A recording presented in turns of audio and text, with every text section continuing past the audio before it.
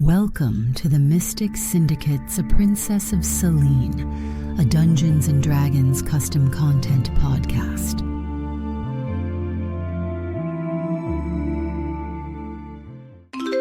Hey friends, so you have a group but no game master, or maybe you are looking for a group to join. I would like to suggest a stellar game master, Kaz. Kaz is a master storyteller. She uses different voices for NPCs and monsters, and she is very knowledgeable of game mechanics. Head over to startplaying.games today to search for Kaz, or you can find her GM link in the description and show notes. She is worth a look, and she has the most adorable Scottish accent. That alone should be enough motivation. Now back to the game. But everybody, welcome. I hope everybody's having a good evening. I've had a relatively pretty good week. Had to sit down this evening and actually create a map for you guys. Hopefully you'll get to it. Surprise, surprise. I'm praying. Are we taking polls? But yeah, so no, welcome back, everybody. So let's go ahead and start with introductions. That's you, dear. So much violence. I'm Melinda. I play Grenna, The kids Babbleboots, see these days. a gnomish appearing fayish thingy. Oh yeah. Hi, I'm Mike. I play Kiffi, Blackhammer, a dwarven cleric of Fortubo. And Ed's muted. I think somebody goes down there and they mute me on purpose just to fuck with me. Goes down there. Anyway. Hi, I'm Ed. I play Lord Ambassador Tomas Waverly, Guardian of the Galaxy and Guardian of Greyhawk. And you can follow me at WOT Coasts, Wizards of the Coasts. I don't know who that fucking drunken dragon dude was. He got banned for being a bad person. All right, Star-Lord. Who? Ooh. Hello, I'm Pav. I play Kelex, Zelenen, a Paladin of Heironious. I'm Russ. I play Járngrímur, töframaður, Halldórsson. Thank you. A fire wizard.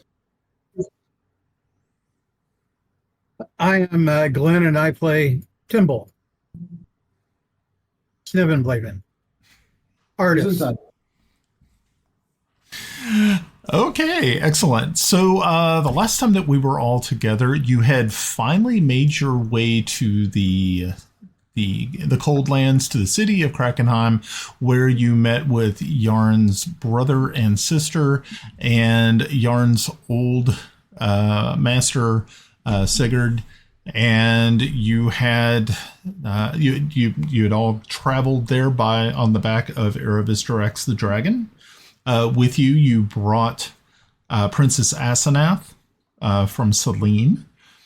And where we left off is after they had shown you the bony, crooked, I guess, finger bones of what you guessed was the rotting appendage of Toby, your long time old friend who had fallen to dark, nefarious, evil forces, and is now has become kind of a thorn in your side once again. You were shown upstairs to quarters so that you could rest after your long journey from Celene. And that is actually where we're going to pick up. Did anybody have any questions? Any comments that they wanted to make?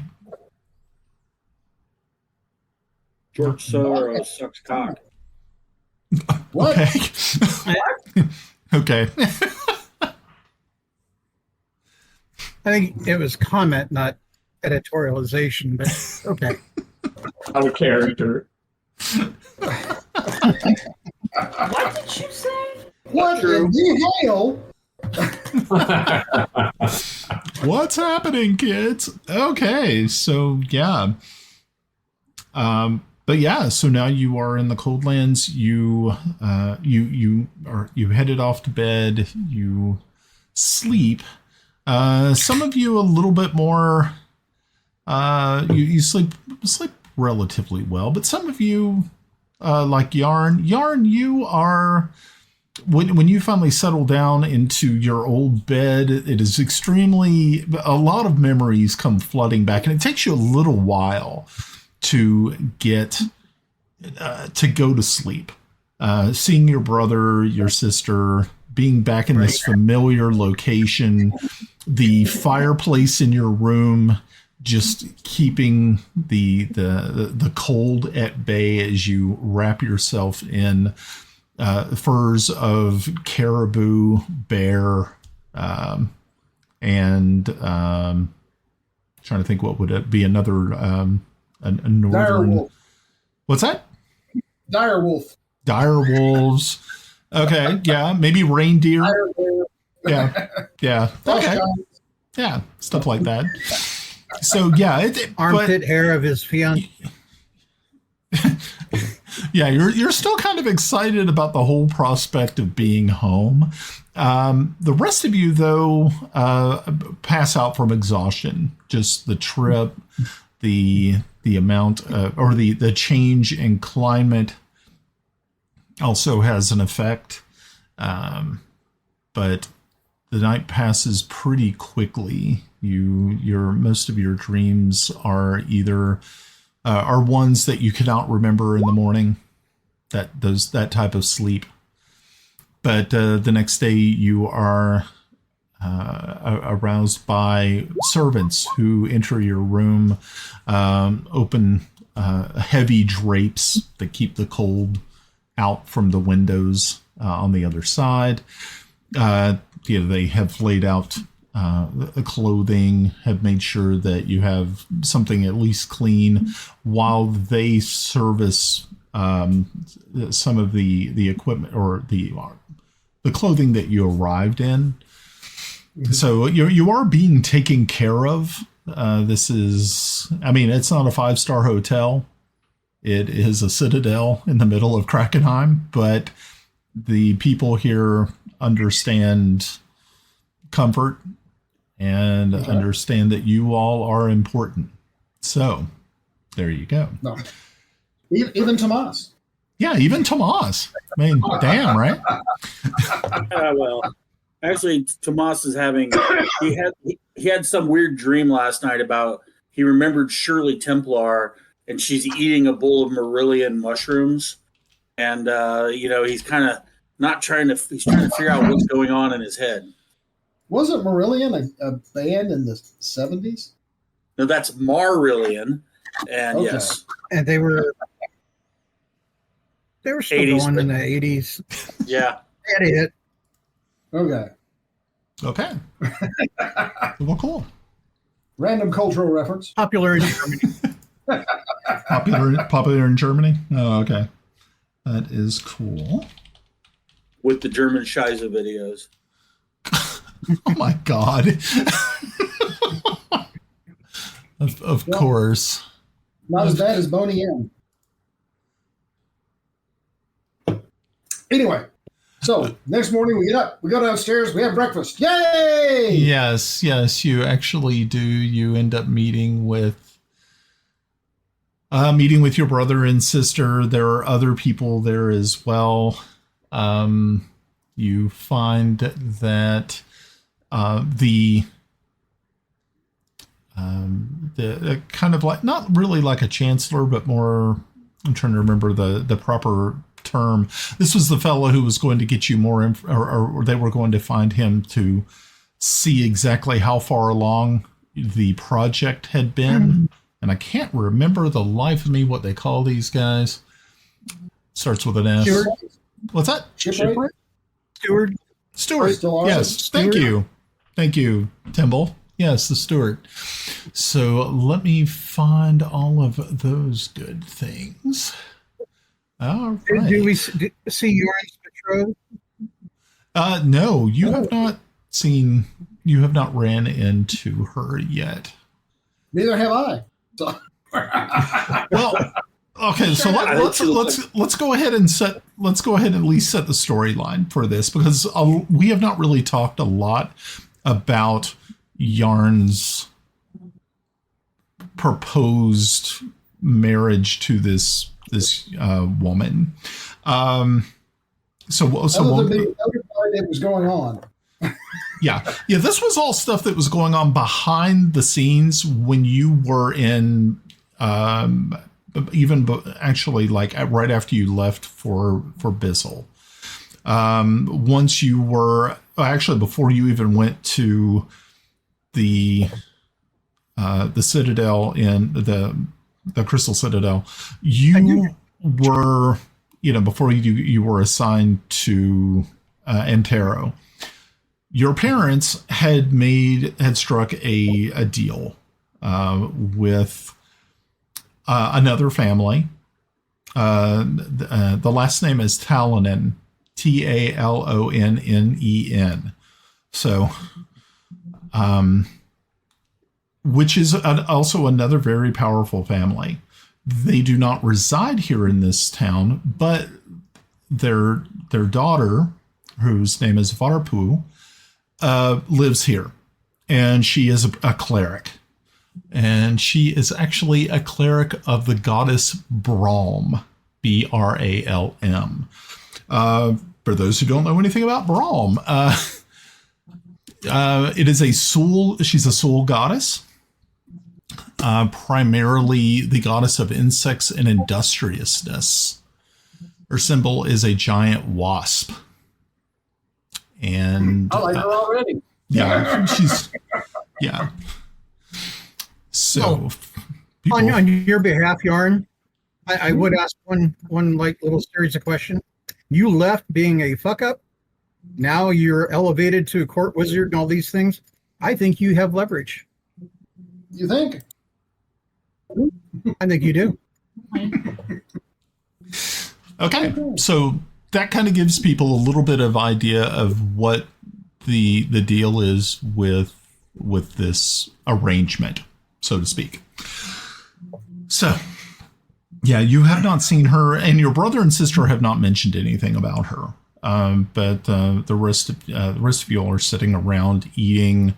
I mean, you got to think. Let's see, Dreckenheim is a seacoast city, so a lot of the things that you're eating for breakfast have to do with like sea creatures. So it's, I mean, you've got things like, to kind of put it into a respect to like Earth stuff. You got things like Hakarl, you got Lutefisk, stuff like that. Just really stuff that's not very palatable to outsiders, but I guess the locals love it. So, so those people want to look those things up on your own time. Make sure to do that at home. Some of it you need on the Hakarl. Actually, yes. Brian, I think there's a video you have out there. You should link it in the description of you eating some of that food. Yeah, that was.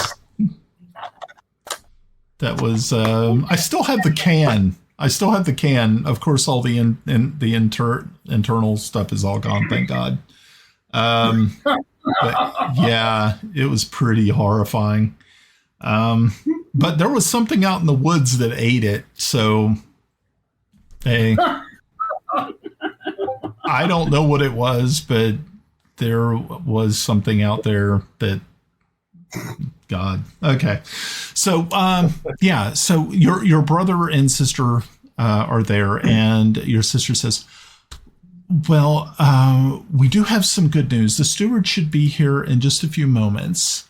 And as soon as he, within probably about 10 minutes, another gentleman, a younger, probably about the same age as Sif, right around that age, walks in, bows deeply to your brother and sister, acknowledges everyone else, and your brother asks him, so, Bruni, what is going on with the preparations for the warehouse and the ship. And at first you kind of look where the steward didn't really know what to say at first, because he did not realize that your brother and your sister knew of the plan. This was something that was so covertly done that they were not really too sure about it. And so he kind of stammers a little bit and says, well, your lordship, the warehouse is completed. Its stores are stocked. And I have it on good authority from the Shipwrights Guild that the ship should be finished hopefully within the next day and a half. Would you like to see it? Yes. And he says, of course. Yes. So you all finally finish breakfast. About the time that you're done with that, it's right around 9:30 in the morning.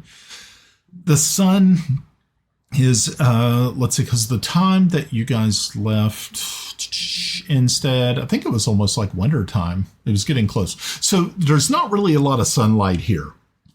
It's very dim most of the time, except in the high summer where the sun just doesn't set. it just continually keeps making that loop. So yeah, see, on this stream and podcast, you learn stuff. We're educators, not imitators. So yeah, so afterwards you all walk down to the pier, and there's several sets of piers here with warehouses. And the first place that Bruni takes you to is this just gigantic warehouse. And he and a longshoreman that is there, they pull open the doors, and as you do so, you can see that it is pretty well lit. They're using magical lanterns because they don't want fire to catch to the wooden structures. So they've employed that method of illumination, which you kind of like applaud. But inside you can see that there is food. There is winter clothing, there is provisions, there's spare parts and wood and nails and things of that nature, so that if there's any repairs that need to be made at sea, there's like an extra mast. There is everything that could possibly be needed for a long journey has been assembled. Your brother looks at all of this and says, "This is amazing." And how long has this been going on? How long has this been a thing being put together? And Bruni says, "Well, your lordship, we had been contacted some time ago by a Prince Val of Celene, and he was the one who put everything into motion. Everything here that you see has been paid for by Celene. There is nothing here that came out of our coffers. Even the pay for the men and women that worked on the ship has been funded by the Queen of Celene." And does this include the crew? I believe they have assembled a crew. This is Bruni talking to you. He said, "Sir, I believe that a crew has been assembled, but they will be, of course, will be present on day of launch. We're going to actually start moving all of these items onto the ship today. I think it's time that you see the ship." And is so Prince Val present? Val is not there. Yeah, the ship is actually already in the water. Good. Yeah, it is in the water. It just needs to be loaded with all of the things. So you all step back out, walk probably about 4 or 5 piers down, and at the end of the pier is this beautifully appointed gnar. It's not what you would consider just the basic model. Obviously, this had been made specifically for a long trip. So much so that it would, it could almost, if properly provisioned, you look at it, Jarn, and think that this is something that you could circumnavigate with. This is a big boat, and it's impressive, especially from you coming from a seafaring people. You see that no expense was spared, and it is definitely a work of art. And so you all start to walk down there.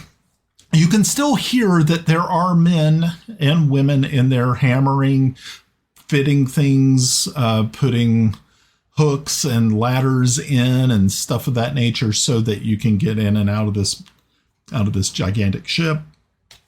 And you all walk up the gangplank onto the actual ship itself. And you see that there are a few of the a few shipwrights, a few of the workers are actually taking a quick rest on the deck. But as soon as they see your brother and your sister approach, they immediately get up, bow respectively. And just as they are doing so, you see a woman wearing clerical robes. She has, it looks as though there is a wasp emblem on the front. Mm-hmm. She has long braided blonde hair. You don't remember ever meeting this woman ever. Sif immediately walks over to her and they start talking, and she eventually approaches and bows deeply, showing respect to you all. And she, Sif introduces her and says, "This is Priestess Fortubo." You see that Fortubo just meets your eyes, Jarn, for just a quick moment. And you can see that she's obviously a very, very intelligent woman. And she says, "It's so nice to meet you, Master Wizard. We are almost finished here with your ship. Once I found out that once I was able to needle the information out of your elvish friend that this was something that you required, I have been working with the shipwrights so that anytime one of them fell ill or one of them had suffered under exhaustion, I was here to tend them, which made work go much faster, as the goddess would require." I thank you for your care. The project is leverage. I know. Leave me alone. I don't do this well in the first place. Thank you for your care. Your diligence is greatly appreciated. Well, thank you so much. Like I said, it should be done hopefully by the end of the day today. You should have everything hopefully loaded in the stores below. Please feel free. This is your ship. And from what I gather, you will be the one who will be commanding it. So you should familiarize yourself with it. Well, the first thing I do is I go to the prow of the ship. Can you describe the prow? Sure. Okay. So, as you walk all out to the end there is a set of 2 sails You have, I don't really know how, I don't know how to describe them because I'm not a sailing person. But what they do is, I guess they kind of catch the wind like right above the front of the ship and help to, I guess, add more speed or more push. I don't really know. Are they square or triangular? What's that? Are they square or triangular? They are triangular. Okay. Yeah. That can be a jib. Yeah. Okay. Thank you. Yeah. I mean, you do have ones that are square, and then you have ones that are, yeah.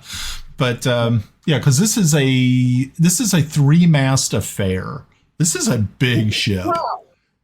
Yeah, it's. I mean, if you were looking at it from, I mean, if it was loaded down with guns, you could, it would probably be, it would probably be pretty formidable. But yeah, no, I mean, it's definitely a seaworthy deal. So what are you doing up there on the prow of the ship? I'm going to make a mismatch of spells. Okay. What? Come here, me. Oh, here. Glyph of Warding. Okay. And Burning Hands. Okay. With the glyph, I'm writing the name of the ship. Okay. Okay, on the name of the thing. Barrowhafen, which means wave raven. Ooh. The wave raven. While he's burning those letters in, I'm going to start saying random letters, trying to make him make a mistake spelling it. He needs to make a will save. I'm using all the shit I put up with him, I should get one free one. Oh, it's going to be like no regrets. No. Yeah. Once I have that in there, I activate it with the burning hands to burn the letters into the ship. Okay. All right. And wow. the pitch. What? The whole thing's gone. Yeah. Nothing. Yeah, then the whole thing just burns to the ground, burns to the water line. It's like, oh shit. Well, that's why I have create water ready. Yeah, that's good. Yeah, that's probably good. Yeah, we don't want to burn the ship down when you just finally got it built. I mean, hell. Okay. No, cool. she did my name though. Yeah. Okay. Nice. We let the workmen continue. Wander off. Start loading it in the morning. Okay. Yeah. So that's it. Yeah. So you take a little bit of time to walk around down, and take a look. Yeah. It's like I said, it's extremely spacious. There are cabin rooms for each of you. Jarn, being that you are the captain, you have like the back end of the ship is pretty much just this gigantic office with a very nice wide hammock. Yeah, because it'll fit me perfectly. Yeah, it's got wee. Oops. Oh, okay. So yeah, it obviously has enough cargo space. Oh yeah. All right, guys, this is where we need to think. Is there anything special we need to bring with us? Why should we start now? Can I make a suggestion of maybe you picking up a couple of scrolls of what is it, Gust of Wind? Is that still a player? Is that a spell now still? Just in case we get Dead Seed, somewhere laid up, then you can create a Gust of Wind to move us on. It's not a bad idea. Yeah. And Brian, I would like to, if possible, I wouldn't mind finding a decanter of endless water. Oh, you would, huh? Is that what you want? The dwarf and I would like one that just is whiskey. Just one that's whiskey. Okay. Actually, I will do one better for you. how's this as a parting gift for your journey? Your Jarn, your brother and sister bring to you this. It looks like a wooden. It's a little keg. It's about like the size of a pony keg. It has just different kind of runes, kind of either etched or burned into the sides of it. And Sif brings it to you and says, I think this will be very useful to you. And she says, all you have to do, this is a magical keg.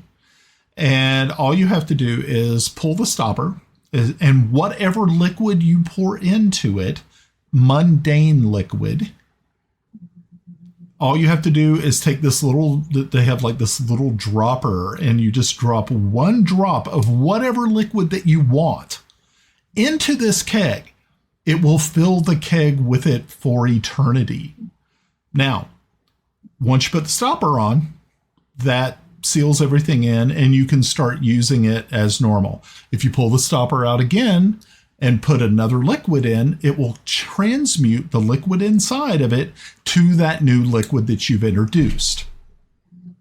Cool. You do realize this is fraught with all kinds of complications, Brian. Now remember, it's mundane liquid. It's a mundane liquid. You can't just put like, oh, here's my superior healing potion, I'm just going to pour the whole damn thing in there. No, it won't work like that. But remember, if you can put urine in it if you want, that's totally up to you, Timble. Or I was thinking horse semen. Is that for Tim Waltz? Sorry. Damn, that was me. Yeah, okay, that was bad. Okay.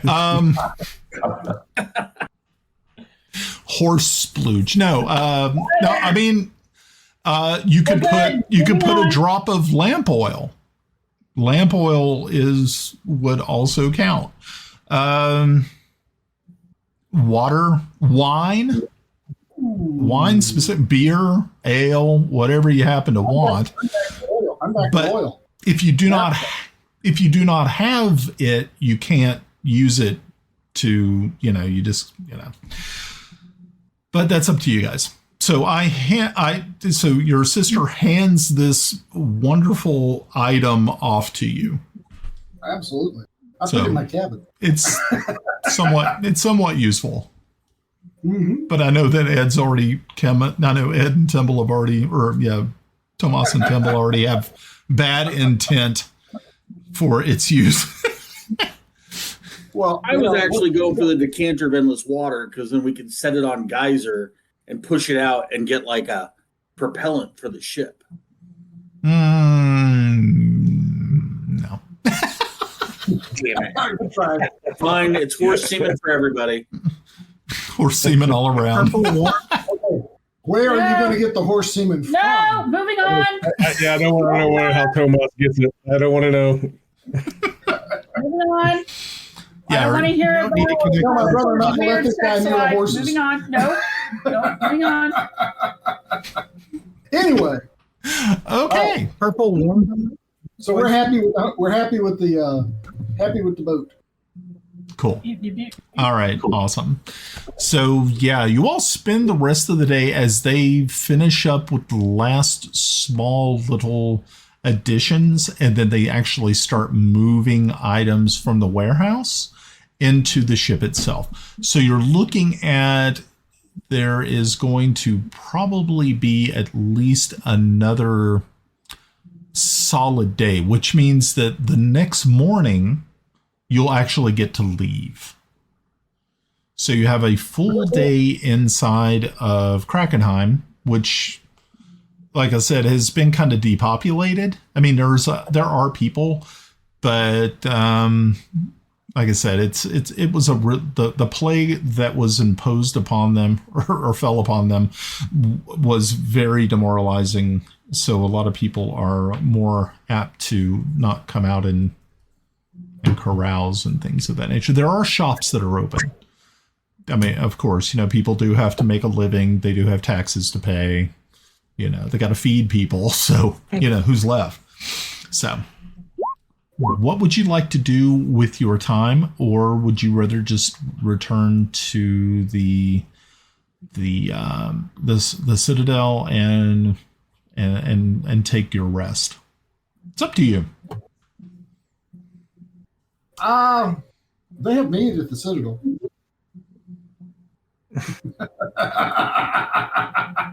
Yes, they do. I say we go. I have a few things I'd like to do.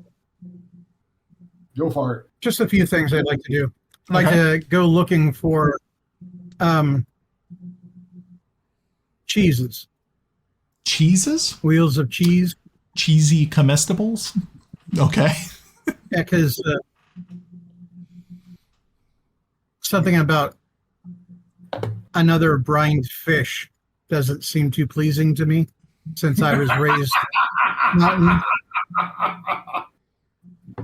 Maybe some summer. I'm going to look for a few things like that. But I'm also going to stop and take the time to do some sketching of the city. Okay. And try to get the capture the demeanor of a town that was bent but unbroken. Okay. And I'm going to present those images to Jarn's brother this evening, and thanks for their assistance. Okay. And my roll was a 27, so. All right. Okay. Yeah. So you were able to find a really good vantage point where you could get. It was up high, so it was kind of like the top of the building, but you could see the Citadel in the background. You could see how the city was laid out, how the lights were twinkling in windows. Like I said, it's dark out and it's very, very cold.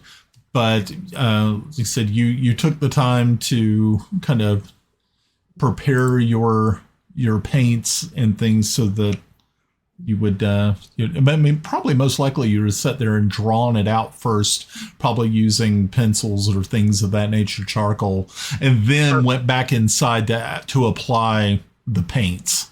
Because like I said, you're looking at, as far as temperature wise,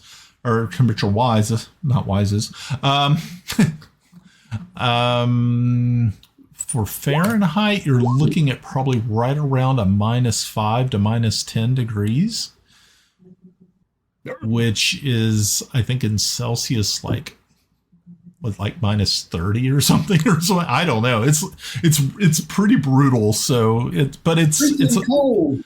Yeah, it's pretty damn cold. So like I said, you don't spend a lot of time out there, but at least you get the initial sketch, and it looks absolutely what you picture. And then, of course, you being with a 27, you are able to recreate it in color with your paints once you return to your room. Okay. Yeah, that's good. Anybody else doing anything wild? What is it? It's during the day, right? It is during the day, sure. But you got to remember it's dark out because of the tilt. It's the tilt. I think Kelex is just kind of interested in Jarn's culture here, so he's gonna go wander around town. Okay. Yeah, like I said, there are shops that are still open. There is an inn that's not too far away from the Citadel. It doesn't have a lot of patrons, but you can see that there is definitely, there are people here who do come out, usually workers, and who are trying to pick up lunch or maybe snacks or whatever. They come there or to get something to warm themselves, like a hot cider or maybe just some brandy just to kind of warm the insides. So, as you walk in, you can see that everything is made of wood here. There's not a lot of stone. The citadel itself is mostly where is really the only real stone building here. You can smell that the fireplace, it's warm inside. They have bread, cheese, things like that. Of course, they have fish, stuff like that. But the one place that you do go to, this one inn, they do have a musician who is singing tales or stories of the region, but unfortunately you do not speak Sul, and so it's kind of lost on you. Unfortunately. Can I grab Kiffi's hat? Well, yeah, I mean, if Kiffi doesn't mind, that's totally up to. I don't know what Kiffi wanted to do. If Kiffi was just going to be like, I don't know, but it's up to Kiffi. Yeah, Kiffi was kind of, since this is Fortubo's original people. Mm-hmm. Kiffi was kind of interested to go around to see what kind of temples are in the city. Oh, yeah, no doubt. Okay, like I said, they have, there is definitely a temple to Braum. There is a temple to Fortubo. There is, let me give you a little bit more info. Well, don't tell me that. Sorry. Yeah, I know that there's a few other ones. One thing that you definitely notice is that there are no... You don't see a lot. There are no elvish deities or around, so yeah, not a lot of elves here. Yeah, there is. Oh yes, there is. This one is a very important one, and that's Zerbo. He's the sole god of the sea, sailing, money, and business. This, I would say most likely he is probably, his temple here is the largest. And you can see that probably has a pretty standard following amongst the people here. So that would definitely be one of them. Of course, you know that Brahms is here because you met Varpu, and of course, Fortubo. So do you want to go to the one for Fortubo? Well, I think I would want to go to the God of the Sea one and make some offerings and chat up the priest and get some blessings for our upcoming voyage. Okay. And then if there's time left, I'll spend the rest of the afternoon at Fortubo's. Okay. So yeah, you end up going over to the Temple of Zerbo, and as you approach it, it's again another wooden, a large wooden building. The door is just huge, just two huge double doors. As you slowly push one of them open, you could hear it creak on its hinges, and inside is just this beautiful a beautiful stone floor, wooden columns reaching up. Again, a lot like with a lot of the temples and cathedrals and things, you don't have pews. A lot of it's just where people just stand. But as you do so and shut the door behind you, an acolyte of Zerbo approaches and bows to you and says, "Oh, good," and then kind of stumbles for just a moment because he's never met a dwarf before. You can tell he's a little surprised, and he's like, "Oh, excuse me, sir." As he's taller than you, so he was a little bit taken, like, what? And he says, "Welcome to the Temple of Zerbo. How can we help you?" Greetings. I am Kiffi Blackhammer, priest of Fortubo. I have come seeking favor from the god of the sea for an upcoming voyage. Oh, of course, sir. Please feel free to walk amongst, enter the sanctuary, and he just makes way for you as he kind of just motions for you to proceed. You see another acolyte come out from kind of the side and approach the acolyte that you were talking to, and you could hear kind of hushed whispers. You can make a perception check to see if you are able to hear what they are saying. All right. Dang. Okay, so Kiffi with the ears of I don't know what's a creature that has really good hearing other than halflings. What? Halfling. Oh, I thought he said Catholics. I did too. like them Catholics. They don't hear or I know all your secrets. No, that's good. I like that. That was funny. Okay, yeah. So you can overhear them talking, and and it's nothing malicious or anything. It's just that both of them had never met a dwarf before, so this was kind of new and exciting for them. So as you go further in, you can see that there is kind of like an alms box on the wall for people to leave money for the poor. But there is also a gentleman who is up further, closer to what you believe, obviously an altar, who is working on, he's either cleaning or arranging something on the altar itself. So are you approaching him? What would you like to do? I will approach the gentleman by the altar. Okay.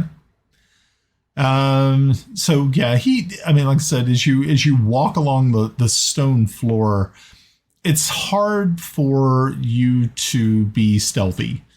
You're not built for it. So never even try. Yeah, I didn't think you were going to try. So as you kind of clunk, clunk, clunk, clunk, clunk, clunk up, he turns, looks down from the dais and smiles and says, greetings. It is rare that we have dwarven visitors. Welcome. And greetings. My name is Glommer. I am the high priest here for Zerbo. Welcome to Drakenheim. Hi. Greetings. I am Kiffi Blackhammer, a humble priest of Fortubo. Oh, I am welcome. Just briefly in the city, about to embark on a lengthy sea voyage, and I wish to make an offering to your gods for a favor at sea. That is extremely noble of you, and I would be more than willing to commune with you for your for good luck and fortune on your journey. And so he steps down from the dais and kind of takes you over to an area where it's specifically set aside for prayer. And he, after a few moments and stuff like that, you all pray. He prays to Zerbo to make sure that you and your companions are safe upon the seas, and once he has done so, said, Master Kiffi, it is again wonderful to meet you. Will you be leaving a donation? Yes, I will be leaving a donation of 100 gold pieces. Oh, he says, thank you so much, Kiffi. That is extremely generous and very kind of you. And I do truly hope that Zerbo, his eye is upon you and your friends and your journey. I have great faith that he will bless you and make your journey swift. It is important. Thank you very much. Of Great, course. sir. Feel free to come by to return anytime. As he kind of jingles the bag of ones that he just gave you. I am sure. Yeah, so as you walk out, the acolytes are actually waiting by the door, so they open the door for you so you don't have to open it. And they bow respectfully to you and close the door behind you. So you end up making your way. You were there probably about a good 45 minutes, almost an hour. But you finally make your way over to the Temple of Fortubo. And you, it's not as large, but it is very, very spacious. I mean, it's a beautiful temple. And as you walk in, it's very similar. Stone floors, a lot of wood. It's nice. But you're not approached by an acolyte or anything of that nature. But you are greeted at the door by a priest. And he looks up and says, "Oh, welcome." And then he kind of looks really hard at you, looks at your armor and your setup. But the thing that really draws his attention is the hammer, which is, I guess you have that on your back, or do you carry it? Well, I mean, it's a war hammer. It's not like it's a giant thing. It's hanging from my belt. Okay, so yeah, it's hanging from your belt. Yeah, as soon as he spies this, he immediately says, "Sir, who are you?" Greetings. Humble priest of Fortubo. He stiffens a little bit and he says, "I was told that you were going to be here. I had a vision. Really? I had a vision, and Fortubo himself told me that you were coming to Krakenheim."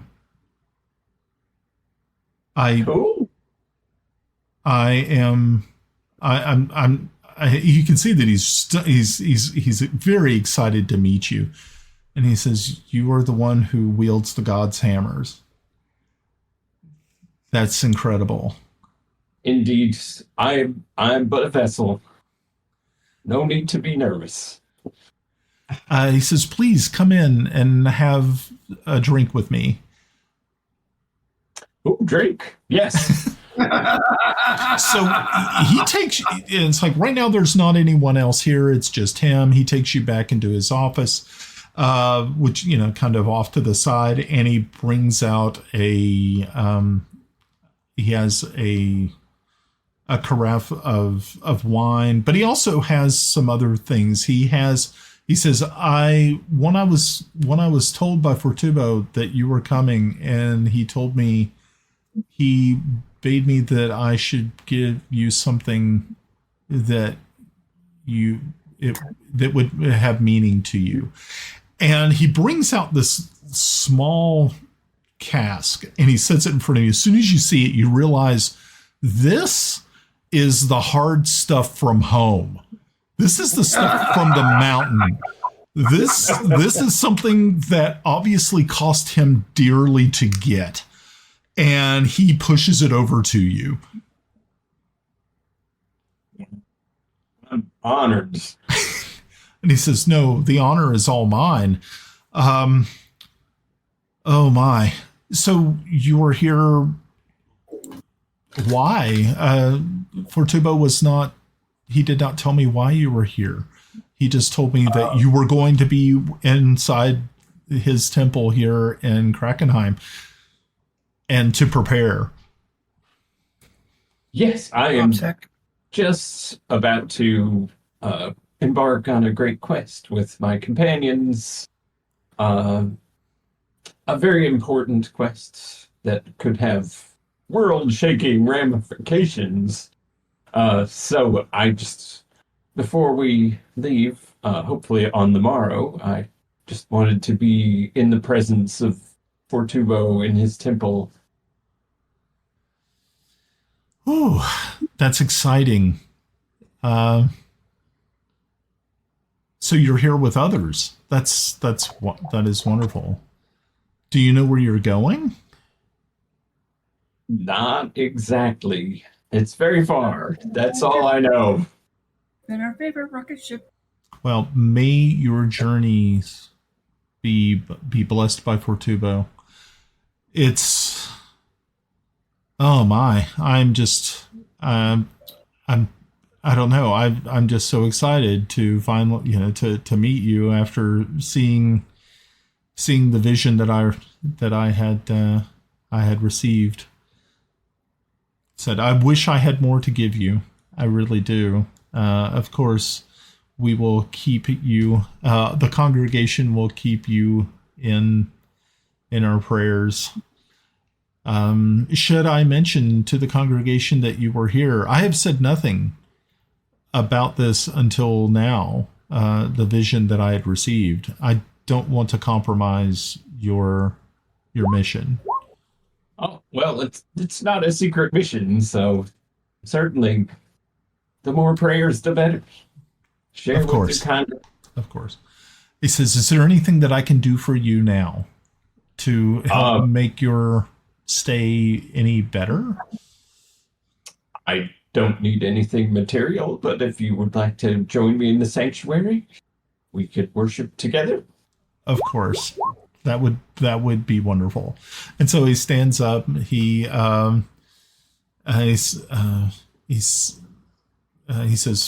please, if you want to, if you need to leave, you don't have to carry the cask of the good stuff out, but you can come back and pick it up before you leave. So you all walk back in the sanctuary. You're kneeling before the altar, which is really just kind of a large anvil that has gemstones encrusted in it. And you spend probably about another good 45 minutes to an hour there. All the while, you can feel, you do feel the power. The power is there. But if somebody, if somebody asked the priest, Glamour, if what he felt is that the power was not from the building or was not from the altar, but it was coming from you. It's amazing. Okay. It's amazing. So yeah, you, like I said, spend about 45 minutes to an hour there. You finish with your prayers and then return to the office to pick up your casks. Now, the cask itself probably has 20 to 25 like cups of the stuff. So it's good size, and you can, of course, you don't have to share it. That's up to you, Kiffi. Well, you got to think, this is stuff that would probably bury most of you. This isn't the stuff you got at Celene that was, it's not elvish stuff. It's not the stuff they were selling at the old 97, that stuff. But if he put it in the decanter, he'd have enough for everybody. Ooh. Okay. That is cool. So Ryan, when I heard the performer earlier, we heard a performer. I rolled a perception check of a 6. So I think this dude is a musical fucking genius, and I'm loudly clapping, just thinking That was wonderful. Great music. I love these people, and I'm talking really slow and loud, like a tourist, to help them understand me. And then I asked him, "Do you mind? I play a little bit too. Do you mind if I play?" Well, of course. That would be wonderful. So Tomas goes into a song, and this song is sung to the tune of A Drunken Sailor. What shall we do with an elven maiden? What shall we do with an elven maiden? What shall we do with an elven maiden when the moon is shining? Hey, hey, lift your horns up, way, hey, lift your horns up, way, hey, lift your horns up, drink her to her beauty. Kiss her on the lips and morning, kiss her on the lips and toast the morning, kiss her on the lips and toast the morning, with our meat still burning. Way, hey, feast and flirtin', way, hey, feast and flirtin', way, hey, feast and flirtin', kiss the finest turning. Dance her down by the firelights, go boys, dance with her down by the firelights, go boys, dance with her down by the firelights, go boys, heat and laughter rising. Way, hey, boldly, lustily, way, hey, boldly, lustily, way, hey, boldly, lustily. This is the one I can't get in here. Drachenheimer's never weary. Lay her down where the waves are sighing. Lay her down where the waves are sighing. Lay her down where the waves are sighing. Elvins can't tame the Drachenheimers. Way hey, horns are way hey, horns are clashing. Way hey, horns are clashing. Way hey, meat is splashing. Drachenheimers take their plunder. Krakenheim. Yeah, it's Krakenheim. Yeah, I made that mistake too. I was trying to get it from him. I was trying to ping Russ. I'm like, I can't get this in here. What are they called? And he's like, Sewell. I'm like, fuck you, man. Anyway. No. Listen, what are your people called? Sewell? Frost barbarians? Yeah, they're Sewell. I rolled a 7, but I'm singing in common, so you might not understand. Okay. Oh, they speak common. But Kelex is there, and he understands. I'm so sorry, Kelex. So let me go. So let's go around, make sure that I got everybody. So Jarn, what were you doing? Were you just going back to the Citadel? I was going back to the Citadel. I need to find my brother. I need to find out if there are any berserkers at loose ends. Okay, cool. All right, so you're able to find your brother, who is sitting kind of like in an office bed chamber. Of course, he opens the you knock on the door. He opens the chamber and says, "Jarn, please come in." So, what'd you think of the ship? I love the ship. It's going to work perfectly. I was surprised. I did not realize this was going on under my nose. I was a little bit, at first I was a little upset, I have to admit, but now that I understand the mission and I understand why you needed it, I could not be more pleased with the outcome. And I apologize that I could not tell you about it. It's fine. Okay. Yeah. So look, I was thinking, we're a pretty powerful group. We can do most anything, but I was wondering if there were any enterprising young men in your area in Krakenheim that you don't particularly want to have around anymore. Not for a death thing, but for an adventure thing. Are you just looking for crew? I mean, I know that I talked with Varpu and she said that they already have a crew picked for you of what's left of the finest. These would be boarders. Oh, you're thinking you're looking for Marines for the most part. Okay. I'm sure we can find some who would be willing to take on that task. And it's like any sea voyage. I'll do my best to get you home, but I can't promise it. But if I get home, you will get home. One way or the other. Well, yes, I'm sure we can find something or some bodies to fill that niche. That is not a problem.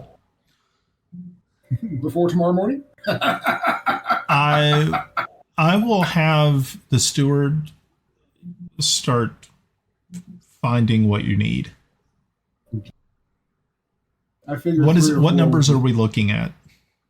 3 or 4. That I know we can get. I'd love a platoon, but You'd love 32 men to just be able to, throw at an enemy ship. Yeah. Well, that's what Marines are. See that ship? I don't want to see it in about 10 minutes. Yeah, take it apart. Okay. So, yeah, he's like, yes. And as he just writes down on a scroll, and he reaches back behind him and pulls a lanyard, and you hear a bell ring somewhere off in the distance. And within just a few moments, you see a servant rap on the door. He stands, opens it, hands it, says, "Make sure this gets to Bruni immediately." And the young man bows deeply and runs off. Again, your brother closes the door and says, "So, is there anything else I can get you?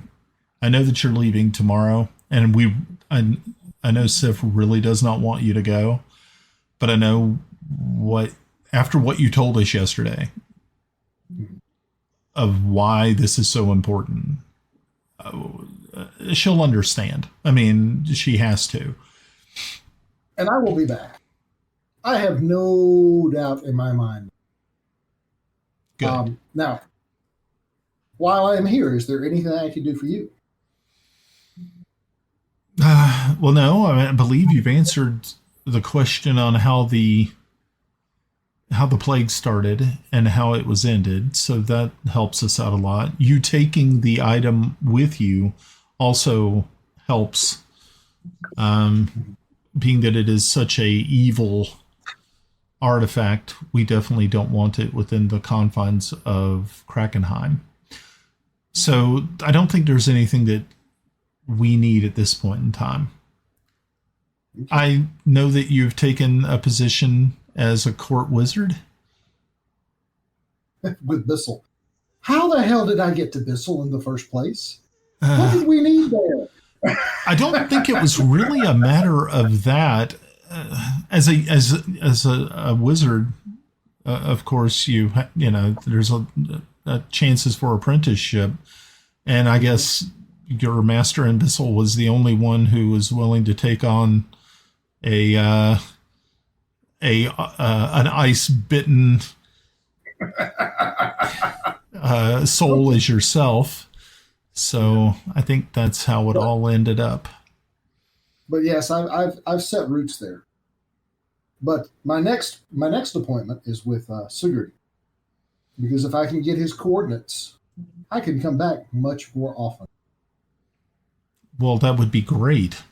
Yeah, I think it would definitely do the family good if you spent some time here. He says, so you're supposed to see him this afternoon? I'm heading there after I leave here. Excellent. Well, brother, again, it's good seeing you. And do not be a stranger. I wish you luck. That's not Yeah. And he puts his hand on your shoulder and says, wherever you're going, give me the sea and the winds, push you there faster and get you home quicker. Thank you, brother. And I leave, and Okay. I wander off to go find Sigurd. Okay, so Sigurd has a tower, like most wizards do. And you're able to find him there. And he is going through, you rap on the door, and you can hear him kind of yell down to you. And he says, come on in. And right. so you head up the stairs, and he says, Jarn, it's so good to see you. I figured I would see you before you were going to leave. I'm glad you did. I have something for you.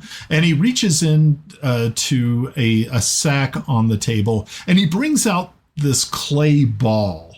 And he says, as I had promised, and he hands it to you. And as you grab this clay ball, it turns into one of those little tiny clay golems. You saw the one that he had, and he says, this is for you. And he hands you this little tiny clay golem. Now, what you can do with the clay golem, I will give you the information, is the clay golem does not fight, but it can deliver spells. So, like, if you put a spell on it, it can cast spells for you. But it can only do, like, up to 3 levels of spells. Fireball is 3 levels. 3, yeah. You can put a fireball on this little bastard and send it. Yeah. I mean, it's dangerous, but it doesn't fight.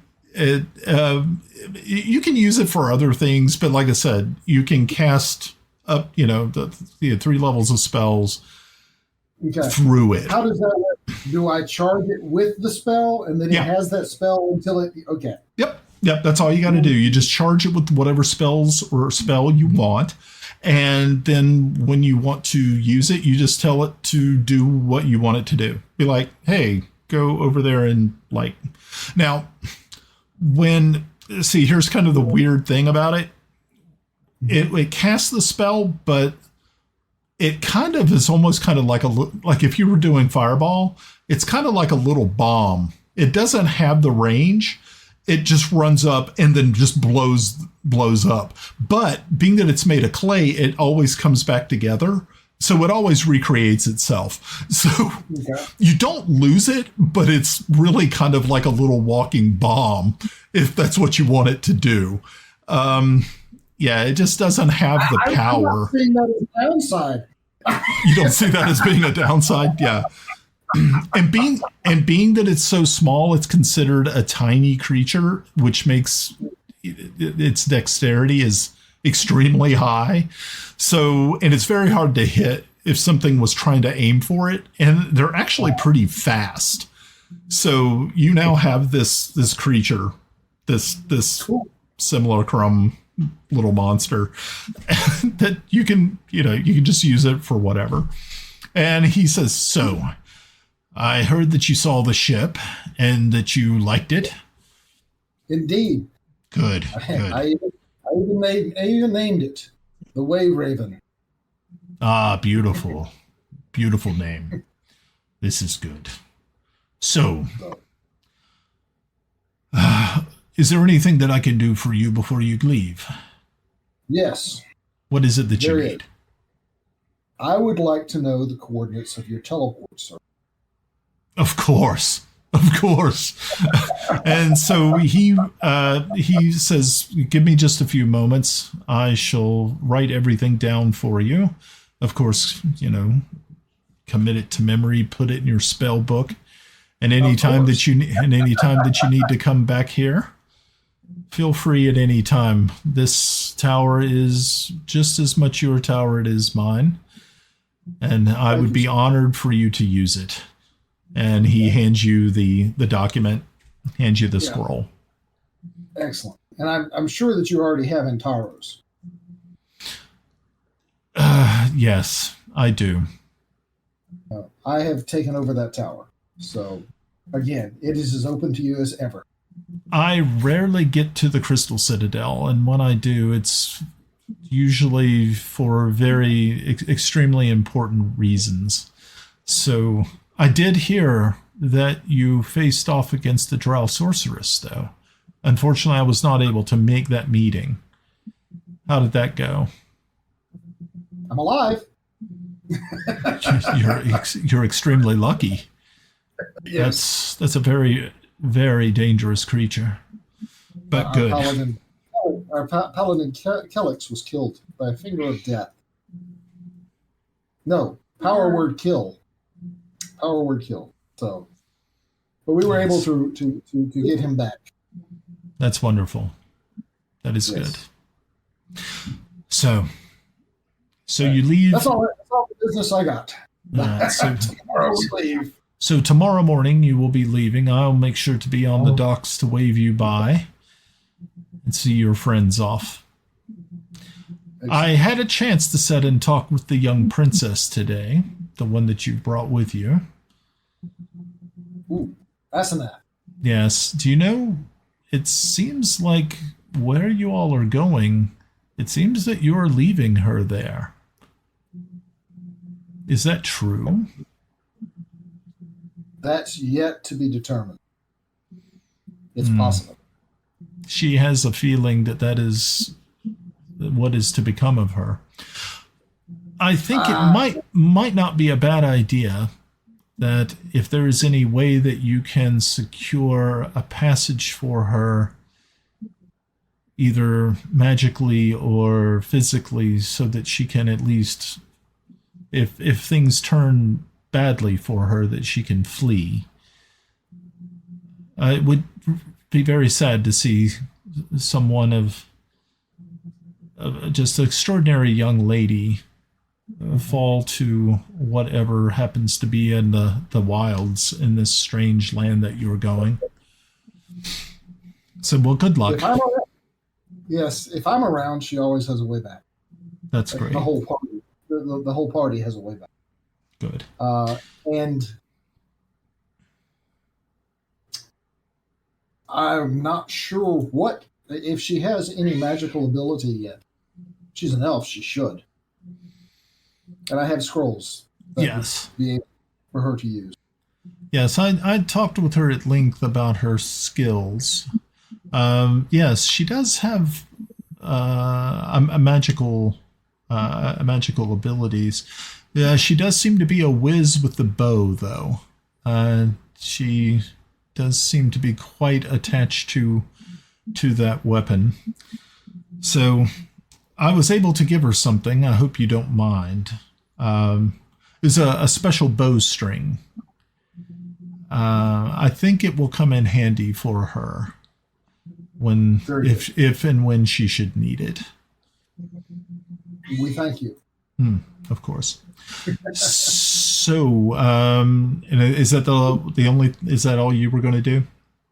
Yeah, that's all. Okay, cool. Grenna, were you doing anything while this was all going on?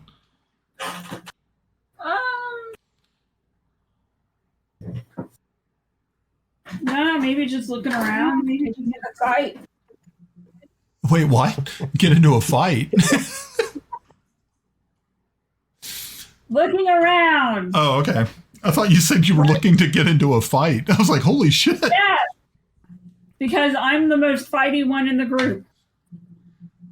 Well, I mean, you could cause a lot of havoc. I mean, you could easily do some real damage here, because all you'd have to do is change into your Fae form, and it would just be nightmare scenario for this place. That would be fun. Just change into me and start walking around. See how many people freak out. Nah.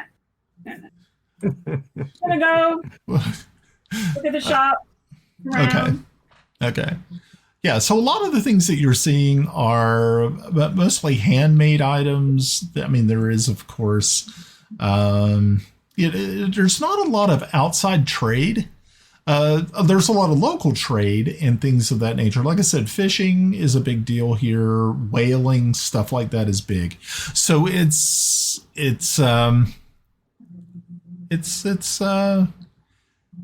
pretty insular. Probably the best way to put it. So, but there are some really interesting items. There are little wood carvings. There's some just sort of wild local things. So you kind of get a kind of a feel for the people in the cold lands in Krakenheim. Yeah. Did I miss anybody? Pav. I think, did we cover you, Pav? Yeah, I was just going to go to the inn. I was going to do some shopping, right. But yeah, we've gotten past. I'm good. Thank you, though. Okay, cool. So we're going to fast forward to the next day. And as you all are getting ready You're putting your armor on, getting all of your gear, coming downstairs, saying goodbye to Jarn's family. You see that the wizard is there, his brother, his sister, the steward is there, and as they all, everybody is walking with you to the pier to see you off on your journey. And as you get there, you notice that there's a lot of townspeople who have also gathered as well. And they are standing there along the waterfront. Some of them have, handkerchiefs and things like that to wave. And it's just a very, it's not what you would call festive. It does seem that someone has taken the time to alert that there is something important happening here. But Jarn's brother and sister and the Sigurd and Bruni, they said, we did not know, we did not tell anyone that this was about your journey. So as you all are approaching, you can see that last few little bits of things finally come out of the warehouse, and they put them on the boat or on the ship. That's not a boat.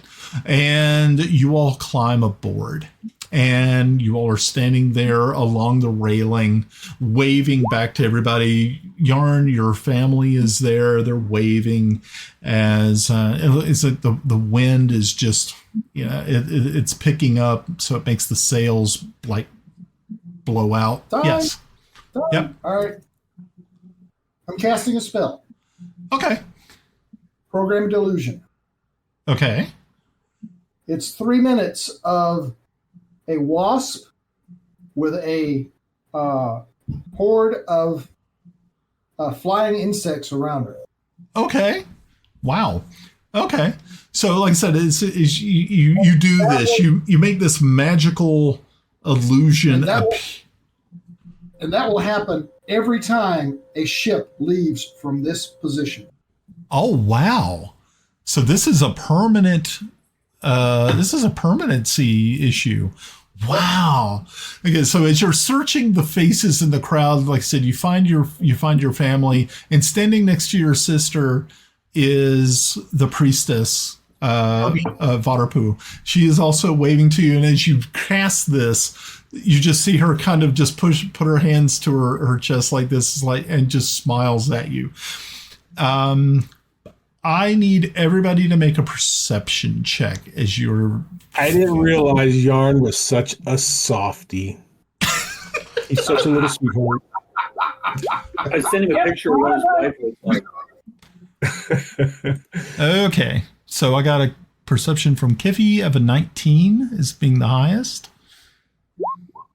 A 15. We're on a boat. Jarn. Damn, Jarn. Jarn's murdering it, and Timble's murdering it. Okay, so yeah, as you guys are, you've already gone past the slip. You're pretty far. You're not too far out that you still can't kind of make. You